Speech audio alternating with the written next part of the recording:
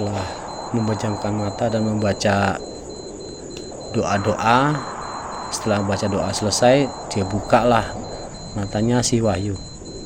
Dan Wahyu juga kaget di situ. Pas dibuka matanya, Wahyu melihat di depan Supri itu ada sosok orangnya berbuntut, berbulu, dan palanya besar dan bertanduk bercaling. Dan di situ Wahyu melihat si Supri memberikan makanan daging mentah itu ke makhluk itu, dan makhluk itu mengunyah lah, tapi nggak menelan daging mentah itu yang dari Supri, mengunyah. Setelah dikunyah dan setelah dikunyah dilepeh lah, dibuang lagi dari mulut dilepeh dari mulutnya makhluk itu. Dan anehnya lagi, lepehan daging mentah itu dimakanlah sama si Wahyu, sama si Supri, dimakanlah sama si Supri lepehannya itu. Wah, si Wahyu kaget loh, jijik banget loh, lepehan daging mentah itu dari makhluk itu dimakan sama si Supri. Nah, setelah itu selesai, Supri selesai memakan daging lepehan dari makhluk itu, dan berjalan lagi lah si Supri itu menuju lebih dalam lagi ke hutan. Nah, di dalam hutan itu ada sebuah sungai.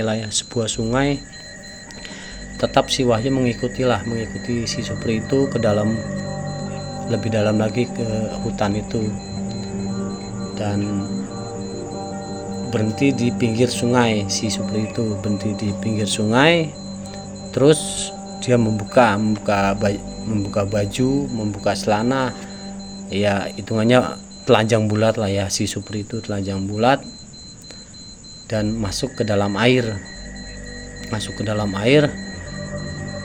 Ternyata si Supri itu sholat di dalam air, sholat apalah, nggak ngerti lah itu, dengan telanjang baju.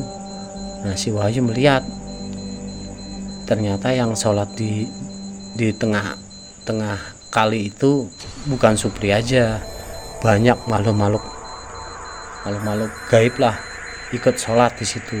Dan ternyata yang imamnya itu makhluk yang besar itu, yang dikasih makan sama Supri itu dan dilepehkan itu imamnya. Seperti sholat biasa lah, sholat pada umumnya manusia seperti itu, tapi bedanya kan dia telanjang bulat si Supri, dan yang imamnya makhluk yang besar itu. Setelah selesai Supri pulang, dan sebelum Supri pulang itu Wahyu udah pulang duluan ke pesantren. Nah, si Wahyu itu melapor ke Pak Ustadznya. Pak Ustadz, ini si Supri ini nggak beres Pak Ustadz. Nggak beres gimana? Setelah saya baca yang Ustadz suruh itu memejamkan mata dan setelah memejamkan mata, dan saya melihat tuh Pak Ustadz, si Supri itu bertemu dengan makhluk yang sangat besar Pak Ustadz. Terus makhluk yang sangat besar itu dikasih makan daging mentah Pak Ustadz, dimakan sama si makhluk itu, bukannya ditelan, malah pas dikunyah-kunyah dilepehin lagi, dan lepehannya itu dimakan sama Supri Pak Ustadz.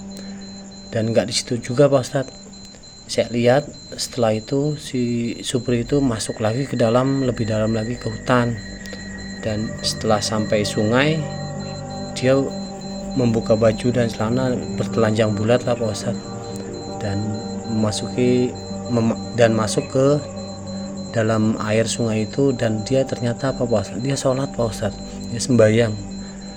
Dan yang bikin saya takut lagi, imamnya itu diimami Pak Ustadz, diimami sama makhluk yang tadi Pak Ustadz, makhluk yang besar itu.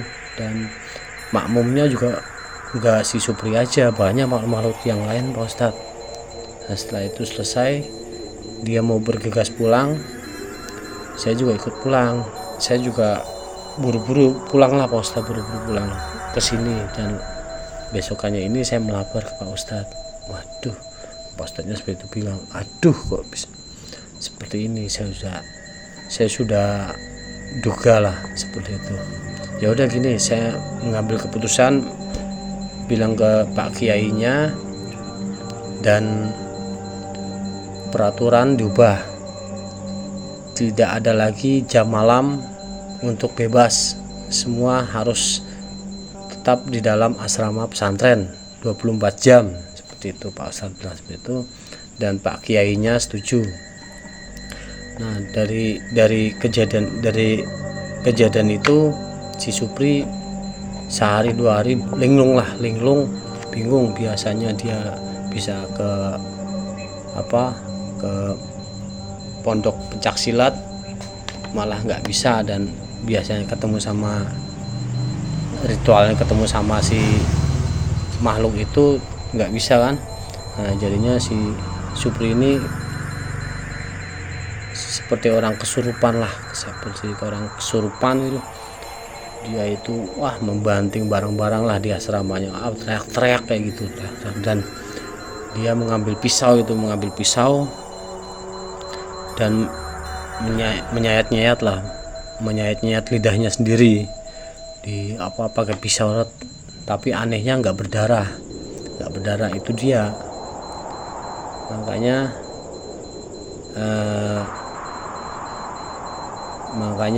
dibilangkan ilmu kebal ya seperti itu. Dan semua para pengurus pesantren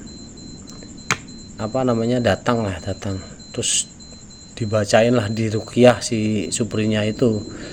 Setelah dibacain doa-doa ruqyah, malah si Supri itu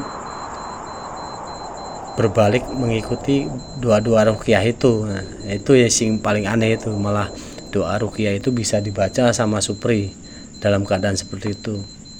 Dan anehnya dan para ustadz, para kiai bingung di situ, langsung dimasukkan ke kayak model ruangan isolasi lah ya, ruangan isolasi sendirian si Suprinya itu di dalam ruangan itu selama seminggu. Nah, si Supri itu malah bingung, teriak-teriak lah, apalah kayak gitu. Pas teriak-teriak itu ternyata dari asrama itu kan setiap pagi sore memberi makan para santrinya, dan tidak lupa juga si Supri dapat makan dari para pengurus. Anehnya tahu nggak bro, setiap dikasih makan pada umumnya nggak pernah dimakan itu loh, makanan yang dari pesantren itu oleh Supri nggak pernah dimakan, nggak pernah disentuh lah. Ternyata si Supri itu hanya makan kotorannya si Supri sendiri. Maaf ya, kayak tai lah gitu ya, kotorannya sendiri dimakan sama dia sendiri. Nauzubillah min dzalik, kayak jijik sebenarnya. Sebelum saya lanjutkan ceritanya ini, saya lupa memberitahu ke saudaraku, si Supri ini pernah cerita sama si Wahyu, bilang, aku belajar silat ini karena aku mencari ilmu kebal. Aku dendam sama orang-orang yang pernah mukuli aku lah, bilang ke si Wahyu itu. Kalau aku sudah mendapatkan ilmu kebal ini, keluar dari pesantren ini, saya akan balas dendam lah sama orang yang mukuli aku. Bilang ke Wahyu seperti itu si Suprinya. Nah, kita balik lagi ke cerita si Supri ini dalam pesantren ini. Nah, di pesantren ini terus para kiai, para ustadznya udah lepas tangan lah, udah nggak bisa lagi gimana caranya menyembuhkan si Supri ini, dan dipulangkanlah itu si Supri ke orang tuanya. Orang tuanya bingung lah, kok dipulangkan seperti ini, aduh berobat gimana ini, gitu. Ibaratnya seperti itulah. Setelah dipulangkan, nah si Supri ini sering ngamuk di rumahnya, ngamuk lah. Akhirnya mau nggak mau orang tuanya memasung si Supri, memasung tangannya diikat, kakinya diikat, mulutnya disumpel lah kayak gitu. Takutnya kalau nggak dipasung seperti itu dia ngamuk ke warga dan berbuat yang enggak lah, itu bahayanya kan di situ. Dipasung, setelah dikasih makan sama orang tuanya, tetap si Supri itu makan kotorannya sendiri lah di situ. Makanan yang dikasih orang tuanya nggak pernah dimakan. Sampai setahun berlalu, si Wahyu dapat kabar dari keluarganya Supri bahwa si Supri ini meninggal dunia karena kekurangan gizi lah ya. Tiap harinya dia kan nggak makan pada umumnya lah, dia cuma makan kotorannya sendiri, jadi badannya habis, kurus, pucat, lemas lah kayak gitu, kekurangan gizi seperti itu meninggalnya. Dan dari pesantren juga ikut mendoakan almarhum si Supri ini supaya segala sesuatunya supaya diterima amal baiknya, dimasukkan ke dalam surga lah, hitungannya seperti itulah, didoakan lah, ditahlili ini. Dan sekian cerita dari saya tentang perjalanan Supri mencari ilmu kebal lah, untuk membalas dendam pada orang-orang yang memukulinya. Tapi dari cerita ini kita bisa mengambil hikmah lah,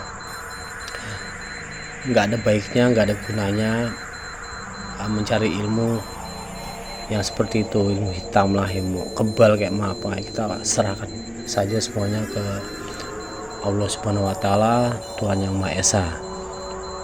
Apapun yang terjadi ke depannya kita berpasrah lah, seperti itu. Yang penting kita berusaha untuk benar, untuk bijak, untuk segala sesuatunya di jalan Allah.